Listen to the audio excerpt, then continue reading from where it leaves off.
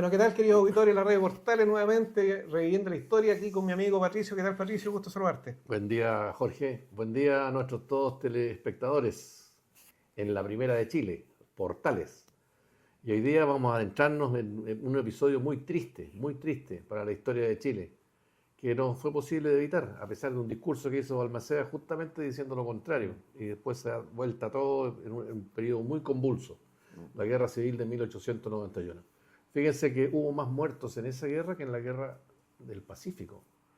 Es para darse cuenta de lo que significa una guerra entre hermanos donde las Fuerzas Armadas se dividen. Sí. Eso es gravísimo. Exactamente. Bueno, y quiero aprovechar de agradecer a mi nuera, Jennifer Lagos, por este excelente regalo. Estos tazones, digamos, con el logo del programa y personificados. Así que te pasaste, Jennifer, realmente. Muchas gracias, nos alegraste realmente el programa.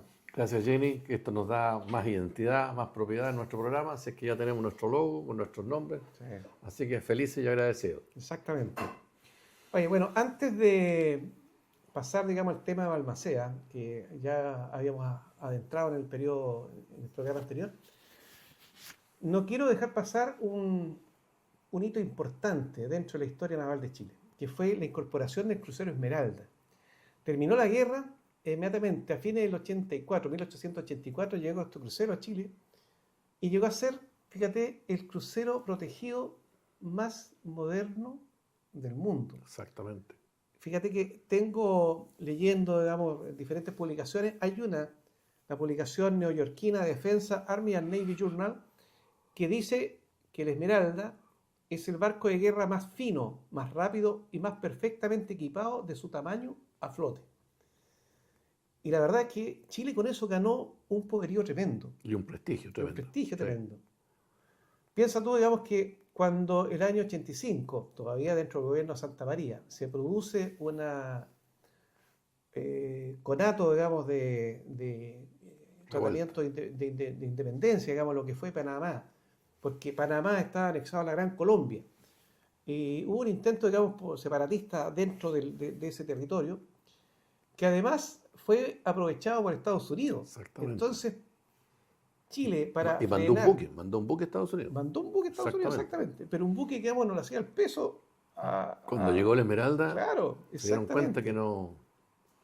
Bueno, y eso significó, por supuesto, digamos que se frenó toda intentona norteamericana, pero los grandes pensadores, los grandes estrategas navales se dieron cuenta de que tenían que incrementar su poderío.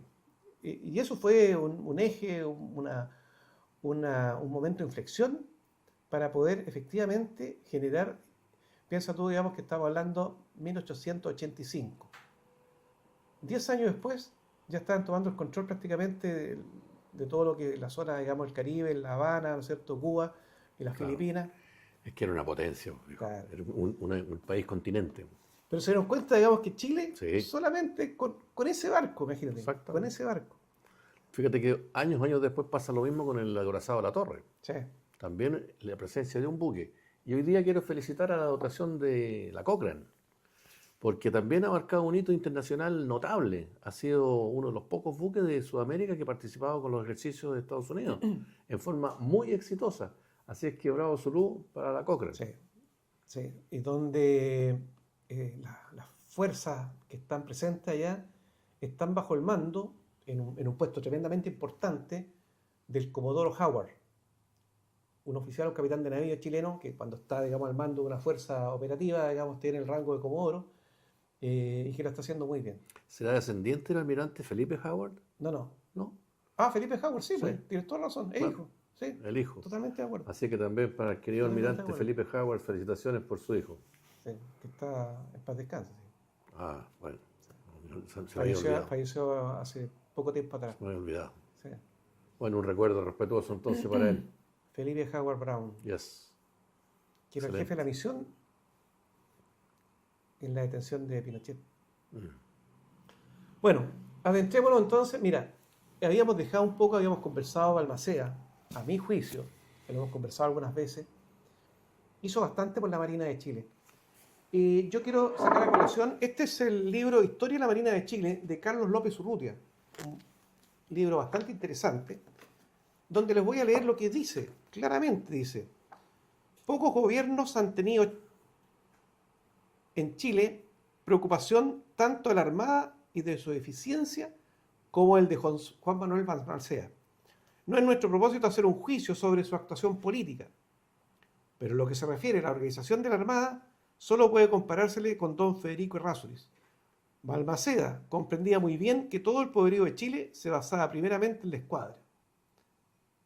Así que un tremendo reconocimiento que le hace un escritor de la fama, digamos, Carlos López Urrutia, al presidente Balmaceda.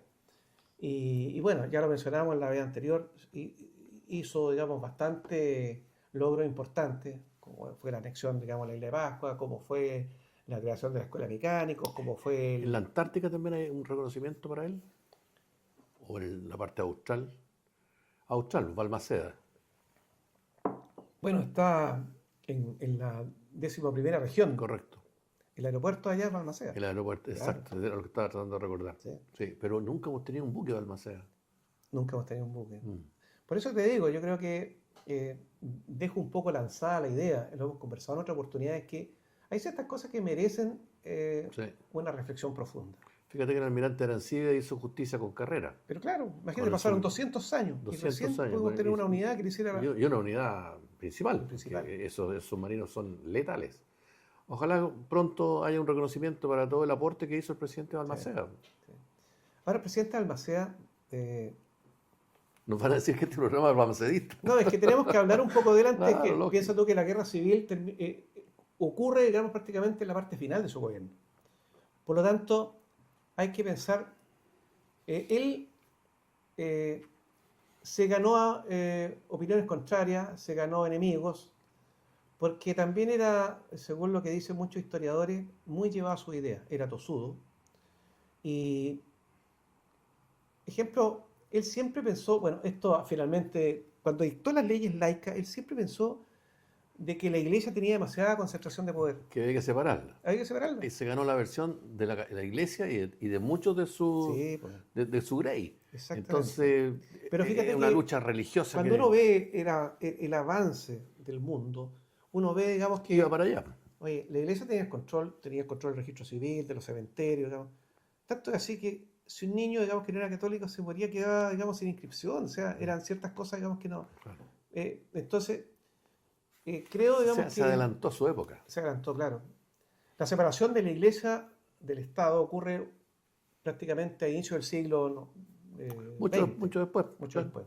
claro. Pero él ya lo tenía en mente. Entonces, Lo que pasa es que él dictó las leyes laicas. laica, claro. Entonces ahí ya la iglesia se sintió amenazada y hay un obispo especialmente, pero virulento contra Balmaceda, que llamaba a actuar en contra de él a las personas que iban a misa. Entonces se fue enquistando un odio a este presidente, porque era un odio. Sí. Si la prensa se burlaba de él de forma, pero grosera. Fíjate que, por otro lado, y esto algunas veces se sostiene que lo que pretendía Balmaceda era estatizar el salitre. Él no pretendió estatizar el salitre, no. pretendió generar un contrapeso al Exacto. control que tenía John Nord en el Sí. salitre, digamos. Porque claro, tenía una concentración de control, de riqueza, que le hacían, digamos, prácticamente actuar como un verdadero monopolio. Claro, lo que había logrado durante la Guerra del Pacífico, Claro. que se los comentamos a ustedes, que Claro. en la medida que Chile avanzaba, los peruanos perdían confianza en que el día de mañana, cuando terminara la guerra, Chile no iba a respetar la propiedad y vendían a muy bajo precio. Y John North fue comprando. Entonces, al finalizar la guerra, la cantidad de acciones, no sé si serían acciones o lo que haya sido, que tenía North, lo hacía prácticamente el rey del salitre, Sí. así le decían. Entonces, claro, Balmaceda ve que eso no está bien y entonces trata, pero se interpreta o lo hacen interpretar. También habían fake news en ese tiempo. Y había un afán de desestabilizar, digamos, el gobierno de Balmaceda. Exactamente, porque no eso hay querían que- todas estas claro, cosas. eso Entonces hay que había reconocerlo. que echarlo abajo. Ahora, lo que finalmente llega a declarar la guerra civil fue que el Congreso, que iba tomando cada vez más poder, muchas veces le fue, fíjate, vetando los gabinetes. Exacto. Y tenía que ir constantemente, digamos, cambiando de gabinete. Entonces no tenía un equipo, digamos, estable que le pudiera secundar. Hasta que finalmente no le Y bueno, publican no la le ley. publica la ley, claro, no le aprueba la ley entonces de presupuesto el año Claro, siguiente. claro. Y eso Ya hace, fue. y como él era tosudo, digamos, hace que comience a gobernar por decretos. Exacto. Y eso el Congreso dice, usted está fuera de la ley. Y después clausura el Congreso. Y clausura el Entonces, Congreso. tampoco era muy suave el hombre. Entonces, pero de lo que hemos podido, digamos, leer y realmente estudiar, buscaban en algún momento desestabilizarlo. Y cuando ya él, como te digo, actúa, digamos, por decreto, se le acusa, digamos, que en el fondo está siendo prácticamente un tirano Exacto. y que está fuera de la ley. Y lo que pasa es que mientras él fue diputado, fue político de menor cuantía, él abogaba porque el presidente tuviera menos poder. Claro, sí. Pero cuando le llega el momento de ser él el presidente, Ahora, piensa tú que venía empoderado, cambia, porque era el cambia. candidato de Santa María. sí, pues, Era el sí, candidato de Santa María. así es. Y Puedes cambiar ahí. sí, Carlos. Bueno, antes que te vayas, digamos, vamos a decir que respecto a este crucero estuvo más o menos como 10 años en servicio y se vendió a Japón, Exacto. pero no se vendió directamente a Japón. No, No, se No vendió a podíamos. través de Ecuador, no podíamos. no podíamos venderlo a Japón. Claro. Y se vende, bueno, en una maniobra, digamos que, la verdad que allá en Ecuador, digamos, le costó la salida al presidente, ¿ah? Porque lo compra Ecuador y al mes siguiente se lo vende a Japón. Entonces, Se hace evidentemente que... más evidente Claro. dónde. Claro, más evidente dónde. Pero este crucero, digamos que era una maravilla, Sí, pasa a primera línea del Japón. Y en la guerra ruso-japonesa, que pasó a tomar el nombre de Izumi, tiene una participación importante en la batalla de Tsushima en 1905. exacto. Así que... sí. El, el, eh, el, bueno, habíamos dicho, digamos, que esto generó la reacción, ¿no es cierto?, de Estados Unidos. Exacto. Este crucero, digamos, tenía 2 cañones, una proa y otra popa y 3 por ambas bandas. Cuando comienza, digamos, la construcción de los buques, más o menos, también cruceros protegidos, digamos, por parte de Estados Unidos, ya tenían cañones, 2 cañones, digamos, a proa, 2 cañones a popa, aparte de los 3, digamos, por banda. Y fíjate que uno de esos buques, el Baltimore, que vamos a dejar un poco lanzada la idea porque Famoso vamos a Baltimore. conversarlo la Sí, próxima semana, sí, cuando sí. tenga un poquito más de tiempo, Exacto. que también genera, digamos, un problema. Es que está todo dentro de este mismo problema que estamos Sí. hablando del equilibrio de fuerza Sí. que Estados Unidos no podía aceptar de que un país Claro. de Sudamérica, uno, estuviera haciéndole el peso Claro. a Estados Unidos, que era en el fondo un grupo de países. Claro. Entonces, claro, el incidente del Baltimore es digno de analizarse en forma especial. Un poco para que ustedes analicen y se den cuenta que durante la historia las cosas se repiten. Fíjate que me recuerdo del incidente de las uvas envenenadas. Ah, claro. Sí. También ahí se puede comentar cómo somos manipulados por intereses de Sí. grupos, por intereses de países. Bueno, y qué sé yo. acuérdate qué es lo que detonó la guerra civil contra España. Fue un incidente menor, digamos, que ocurrió en el Callao, donde España exigió disculpas. Después, cuando Chile, digamos, apoyó a Perú, entonces Chile le dijo, digamos, que tampoco le iba a abastecer de carbón, entonces Claro. ellos dijeron, Y no, y usted va está... escalando, Va escalando, claro. Al fin de cuentas le ponen un ultimátum a Chile, ¿no es cierto? Terrible, Y le dice, terrible. en septiembre de 1865, 65. oiga, si usted no pide disculpas, weón, no ofrece... Tiene que Y arrear ahí, la bandera, claro, izar la bandera y española. afortunadamente, el presidente de Chile dice, yo no voy a aceptar, digamos, presiones de esa naturaleza, es más, le declaro la guerra, Claro. Y con casi nada. con casi nada. 2 buques, uno de guerra y un transporte. Esa era toda nuestra fuerza naval. Fíjate que, a todo esto, cuando se fue el crucero Esmeralda a Panamá, él en la navegación, era Juan López Lermanda, ese era el comandante, Ya, capitán de navío, y abre un sobre que le notifica, digamos, cuál es su misión. correcto. Y su misión dice claramente impedir a toda costa, digamos, qué sé yo, la ocupación, ¿no es cierto?, de Panamá, que se por parte de los norteamericanos. Exactamente. Y gracias a Dios, digamos, bueno, teníamos el respaldo suficiente, porque este crucero, digamos, tenía como para hacerse respetar, pues, Exactamente. ¿te fijas? Por eso que después las potencias son muy, muy reacias a armar en exceso a países más pequeños. Entonces siempre la cosa viene, pero viene por goteo, no viene Tú te das cuenta, digamos, que ahí el poderío marítimo, el poderío bélico que tiene un país le da una estatura. Exactamente. Claro. Si no estuviera eso, No sí, pasa nada. No te pasan a llevar. claro, claro. Claro, Pasamos a ser un país obviamente. de tercera. Bueno, de eso es lo que siempre se ha tratado, que ojalá, eso es lo que en el fondo, digamos, también hace cambiar a una persona que está al mando de un país, de ser un gobernante o un estadista. El Exacto. estadista se coloca, digamos, con una visión más de largo plazo Exacto. y logra captar todo esto. Exacto. Bueno, se gana entonces, que estábamos hablando de Balmaceda, la enemistad, digamos, de bastante, mucho, la facción donde también se produce una pérdida, digamos, de apoyo político. Él estaba siendo respaldado por los liberales, los radicales, qué sé yo, pero los liberales, habían liberales que estaban, algunos disidentes, qué sé yo, estaban repartidos. Y él finalmente decide, digamos, afianzar su gobierno con una parte de esos liberales. Y la otra parte que quedó fuera, digamos, inmediatamente se va a la oposición. Claro. Entonces la oposición cada vez se iba creciendo. Exactamente. Se robustecía mucho, Claro. mucho. Bueno, y tal como dijimos, entonces cuando ven de que Balmaceda, a pesar de que se le había no aprobado, digamos, la ley de presupuesto del año siguiente, la de 1891, entonces y prosigue, digamos, Balmaceda con su intento de seguir gobernando a través de decreto, entonces el Congreso dice, esta es mi oportunidad, digamos, y se desplaza a Iquique con la facción más fuerte y más grande, digamos, de la Marina. Pero fíjate que eso es lo que conversábamos la vez anterior, no de toda la Marina, No. no de toda la Marina. Y no Aquí, de todo el ejército. claro, entonces aquí no es que todo el ejército se fue con Balmaceda No. y toda la Marina se fue No. con los congresistas, no es así. No. Y tal como dices tú, digamos, y eso genera también, bueno, como lo vamos a ver más adelante, si bien la Armada tenía el control de las fuerzas principales, pues Sí, tenía los sí, blindados, sí. tenía el crucero Esmeralda, El grueso de la Marina se va al norte. tenía el Huáscar potenciado. Sí, sí. Sí. No hay que olvidarse, digamos, Claro. que el Huáscar siguió por un buen tiempo. Claro. Y el ejército era muy débil lo que se llevó al comienzo.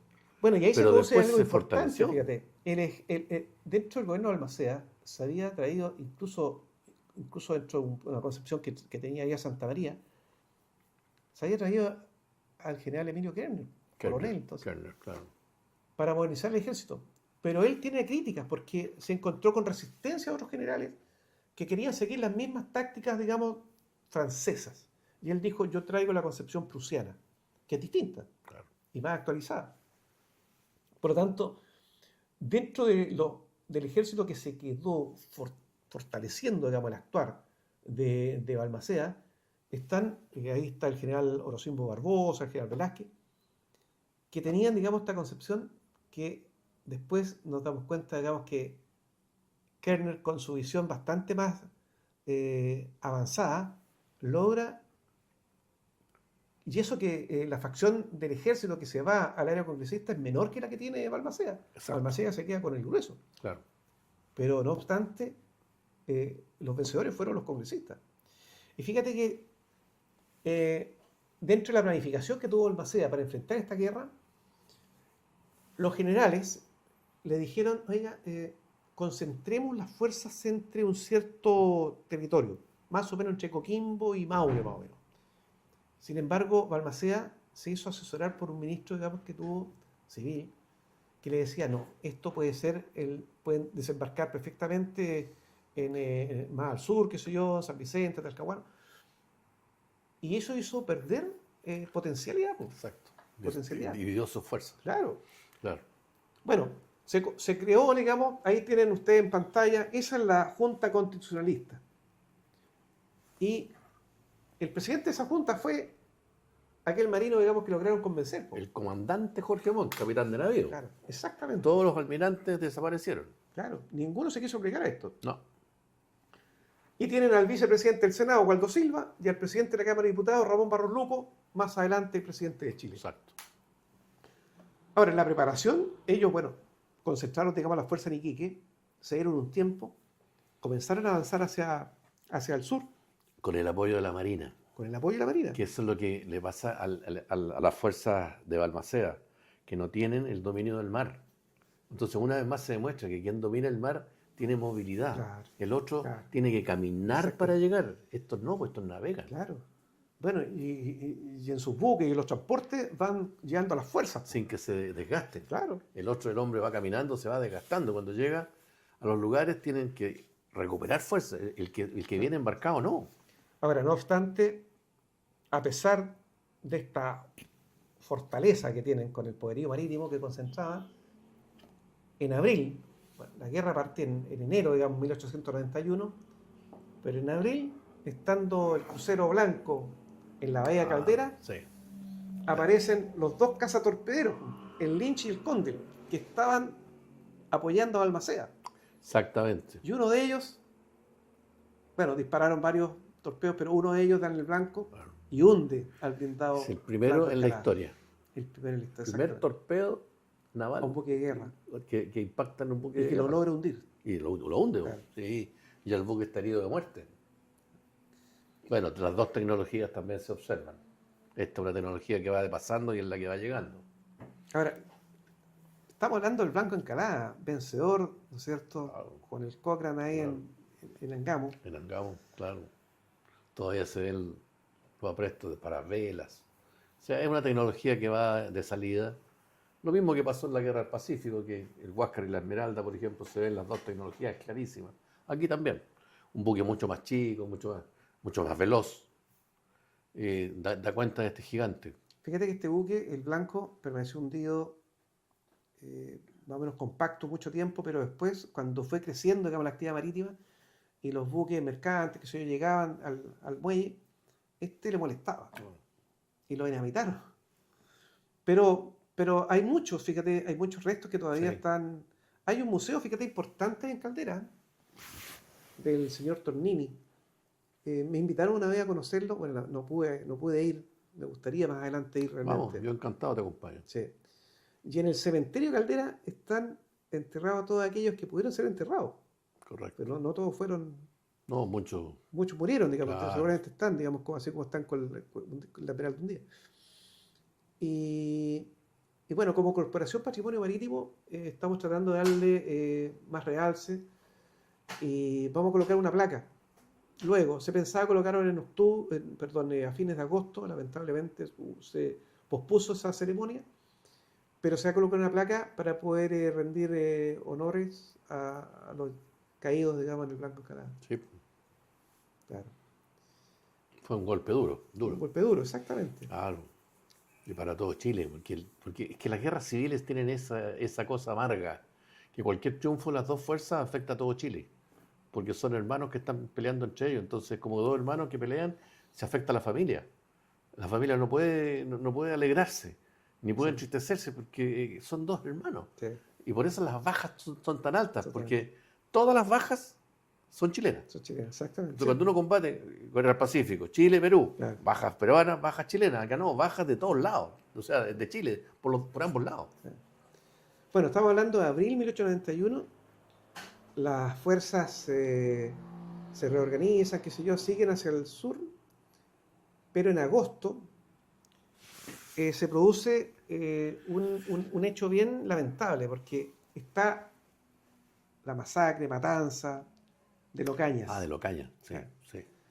¿Qué pasó en Locañas? En Locañas había una hacienda que era de un político, Walker Martínez. Y Walker Martínez, digamos, pide concentrarse a los revolucionarios para hacer una planificación, digamos, de operaciones. Y Eso sorprenden, le hacen rápidamente, digamos, un juicio y no solamente los fusilan, sino que los fusilan y los masacran. Por eso es que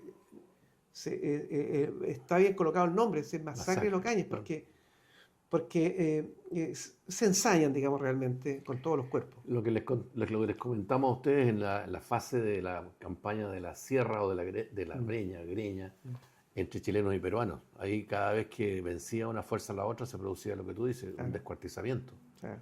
Entonces tal vez estaba eso en la memoria de algunos de los más antiguos que guiaron a esa actitud y a esas Ahora, acciones. ahí tú te das cuenta, digamos, que cuando se tan actúa tristes. en forma más allá de lo normal, Mm, porque evidentemente que hacer una masacre, digamos, de esta naturaleza Claro. va más allá de lo que uno puede entender, los odios, qué sé yo, pero Eso generó, digamos, una reacción tan grande en el ejército y la armada congresista, digamos, en el núcleo congresista, que a la semana siguiente se produce el desembarco en Quintero de las fuerzas, porque ya prácticamente hubo, digamos, que tomar acción en esto. Eh, Colócate el desembarco, tiene que estar por ahí el Sí, sí desembarco. está. Está, No, esa es no, Placilla. no.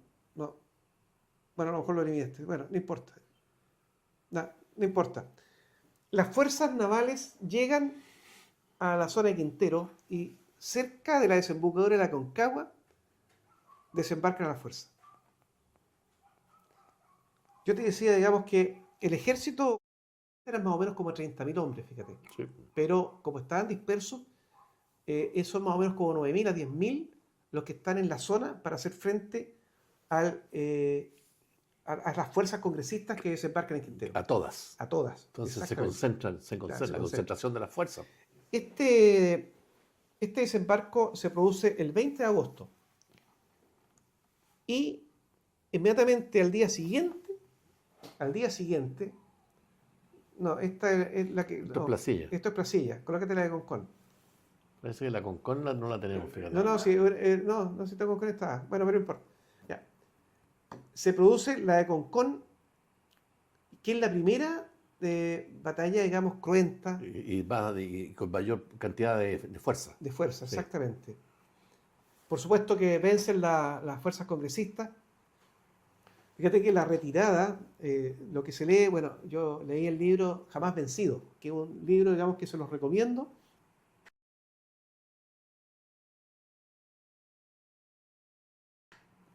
Porque fue escrito por el nieto del señor Olmedo. Olmedo era un combatiente que participó en la guerra y que fue anotando y se hizo un diario de vida. Ah, qué Y él bueno. transcribió en este Jamás Vencido, en un libro como de 500 y tantas páginas, está textual lo que sucedió y lo que este personaje, el señor Olmedo, digamos, Vio. vio. Como te digo, digamos, es bastante fuerte. Claro. O sea, la. Fíjate que hay un símil ahí con Cabrera Casitúa, que es el ingeniero civil que está a bordo de la Esmeralda presenciando el combate Sí. y ellos escriben. Sí. Lo bueno es que escriben. Entonces son testimonios directos, son fuentes primarias. En este caso, este otro señor Sí. nos está contando la Y este es un batalla. poco, digamos, la fuente como escribió Parvex, el veterano de guerra. Exactamente. Claro. Muy buen libro, muy buen Sí. libro. Les sugiero a nuestros televidentes en Concón, camino a Quillota, camino hacia el interior, hay un no es Monolito, es un monolito. Es como un obelisco Un pequeño. obelisco pequeño, sí. Un monolito que es forma de obelisco pequeño. Deténganse un momento y lean la placa, porque es un homenaje justamente a la batalla de Concón, que es la penúltima o prácticamente la penúltima batalla significativa de la guerra civil Sí. del 91. Ahí tenemos el desembarco de Sí. Quintero. Sí. Nuestro productor ahí se esforzó para que ustedes pudieran visualizarlo. Ahí está la desembocadura del río. Acá. Exactamente. Sí. Toda esta parte de Concón actual. Acá ya se ha ido desarrollando también. Mira, si tú te Ahí das está la cuenta, playa. aquí están las fuerzas. Pues, Claro, ahí están están, las fuerzas pues. avanzando, Y ahí están ya están nuestras- cruzando, digamos. Están ya. cruzando, claro. Claro. Fíjate que aquí viene el término porque en esta se produce, digamos, la vuelta a la chaqueta. La vuelta a la chaqueta, exactamente. Muy buena esa. Claro. Sí. Y algunos, digamos, que pensando que el color interior de la chaqueta era de las fuerzas contrarias, Claro, se da vuelta. porque se rinden. Se rinden, En el exactamente. momento de rendirse, entonces, para evitar ser confundidos, se dan vueltas las Claro. chaquetas y quedan vestidos muy parecidos. Y de ahí viene esto de... Fíjate que, bueno, estaba hablando el 21, a la semana siguiente, 28 de agosto, la batalla de Placilla. Y esa ya es Placilla. la culmine. Claro. Ya con eso, digamos, no hay forma, digamos, de poder seguir adelante el ejército derrotado completamente. Y fíjate que ahí lo que estábamos hablando de esta hazaña, digamos, que se produce en las fuerzas que están combatiendo, al general Barbosa, que estaba a cargo de las fuerzas constitucionalistas defendiendo a Balmaceda, lo masacran completamente. Fíjate que los cuerpos los tiraban los caballos, le abrían el estómago, Claro. o sea, eh, bueno, realmente es importante también decirle a nuestros auditores que visiten el Museo de Placilla. El Museo de Placilla tiene una buena eh, eh, temática, colección, que uno puede por lo menos imaginarse cómo fue. Uno ve, digamos, ahora esos lugares totalmente poblados, digamos, pero Claro. otra cosa fue. Bueno, estimados auditores, se nos acabó el tiempo. Nos seguiremos contactando la próxima semana y conversando respecto de momentos importantes de nuestra historia naval y marítima. Hasta pronto. Tengan buena semana.